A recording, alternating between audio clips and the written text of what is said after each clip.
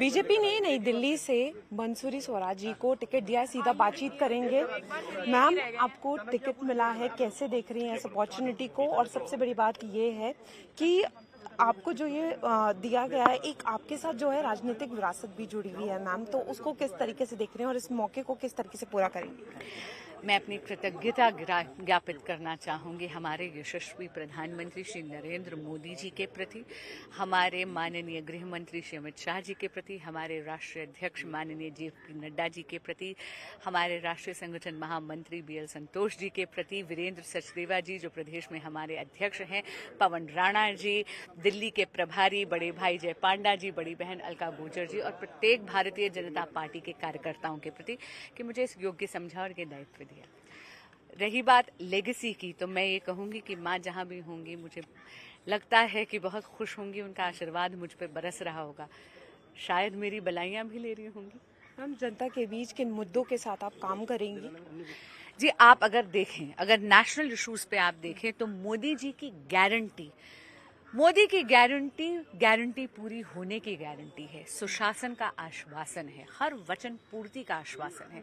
ये हम जनता के समक्ष लेके जाएंगे। एक 10 साल का रिपोर्ट कार्ड जो मोदी जी के कार्यकाल में अगर आप देखें, जो भी वचन हमारे मैनिफेस्टो में, चाहे वो धारा 370 का हटाना था, चाहे वो नारी शक्ति वंदन अधिनियम लाना था, महिलाओं के प्रति 33% रिजर्वेशन पार्लियामेंट और विधानसभा में लाना, चाहे कोई भी भव्य राम मंदिर के निर्माण का एक वचन था, उसकी भी पूर्ति हुई। लेकिन आप देखिए कि कितने अनप्रेसिडेंटेड लेवल पर डेवलपमेंट हुई है। 2014 में कांग्रेस के कार्यकाल में उन्होंने भाजपा की झोली में बहुत ही चरमराती हुई अर्थव्यवस्था दी थी।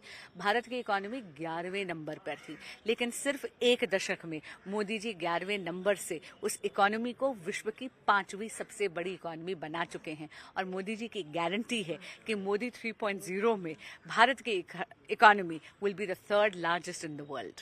हम इस बार लड़ाई आम आदमी पार्टी और कांग्रेस से गठबंधन है, कैसे देख रही हैं? कोई चैलेंज है? जी, मैं इनको चैलेंज इसलिए नहीं मान रही क्योंकि आम आदमी पार्टी जब भी सत्ता में आई है तो उसने अपने गठबंधन के साथ ही कांग्रेस को ही निगला है, चाहे वो दिल्ली हो चाहे वो पंजाब हो।